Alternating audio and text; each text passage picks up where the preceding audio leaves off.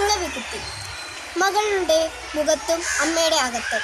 സ്നേഹമുള്ള DCL കുടുംബാംഗങ്ങളെ, 3 ആറുകൾ ചേർന്ന് ഒരു പുഴയൊഴുകുന്ന മധ്യ കേരളത്തിലെ ഒരു പട്ടണത്തിൽ കഴിഞ്ഞ ദിവസം ഒരു സംഭവം നടന്നു. ആ പുഴയുടെ ഓരം ചേർന്ന് അല്പം ഇടുങ്ങിയ ഒരു പാതയുണ്ട്.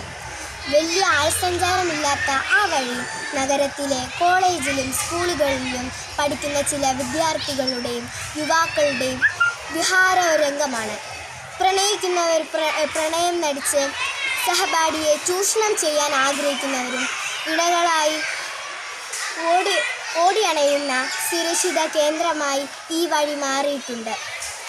സഹപാഠിയാവാം ഫേസ്ബുക്കിലോ ഇൻസ്റ്റാഗ്രാമിലോ പരിചയപ്പെട്ട അപരിചിതരാവാം. കുണിഞ്ഞും കുശലം പറഞ്ഞും പലപ്പോഴും പലരുടെയും കൗശലങ്ങളിലൂടെ ഇരകളായി പല ആൺകുട്ടികളും പെൺകുട്ടികളും മാറുന്ന ഒരിടം കൂടെയാണ് പുഴക്കരയിലെ ഈ പ്രണയപാത. കഴിഞ്ഞ ദിവസം ഒരാൺകുട്ടിയും പെൺകുട്ടിയും കൂടി ഈ പുഴക്കരപാതയിലെ ഒരു മരച്ചോട്ടിലിരുന്ന് പ്രണയക്കേളികളാട് ആയിരുന്നു. അപ്പോൾ ഒരു പറ്റം കൊടുവിഷമുള്ള കുളവികൾ പാഞ്ഞു വന്നു. പെൺകുട്ടിയെ കുത്തോട് കുത്ത്, നീ എൻ ജീവനാണ്, പ്രാണനാണ് എന്നൊക്കെ പറഞ്ഞുകൊണ്ടിരുന്ന ആൺകുട്ടി പെൺകുട്ടിയെ കുളവികൾക്ക് കുത്താൻ കൊടുത്തിട്ട് സ്വന്തം പ്രാണനെ കൊണ്ടോടി രക്ഷപ്പെട്ടു.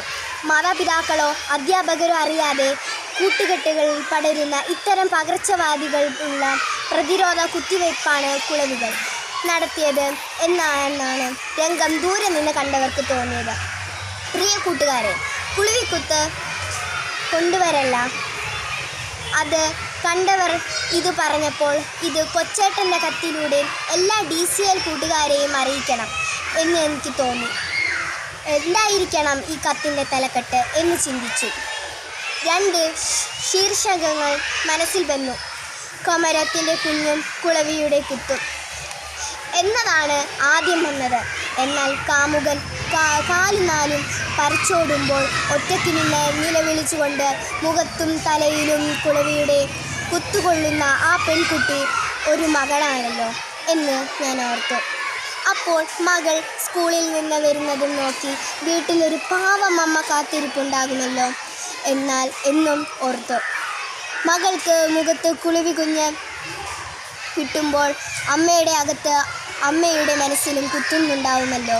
മകളുടെ ചതിയുടെയും സ്നേഹരാഹിത്യത്തിൻ്റെയും ധിക്കാരത്തിൻ്റെയും കുളവികൾ മാതാപിതാക്കളുടെ ഹൃദയത്തിലേക്ക് എന്നും ഇത്തരം കുളവികളെ അയക്കുന്ന മക്കളുടെ എണ്ണം കൂടി വരികയാണ് എന്ന് തോന്നിപ്പോകുന്നു.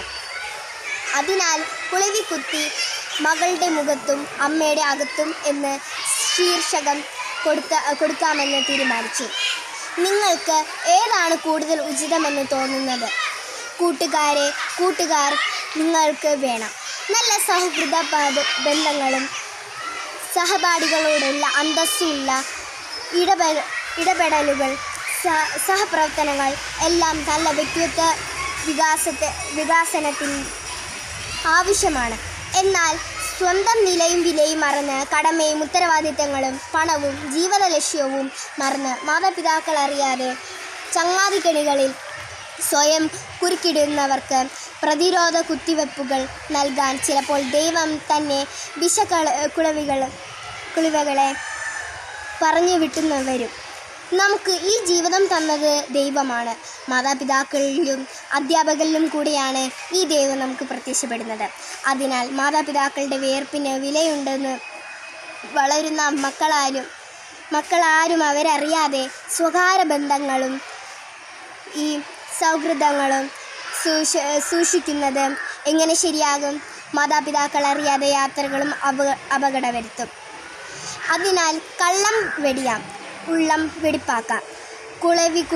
കുടകളിലൂടെ വിനോദ യാത്ര വേണ്ട. ആശംസകളോടെ സ്വന്തം കൊച്ചേട്ടൻ.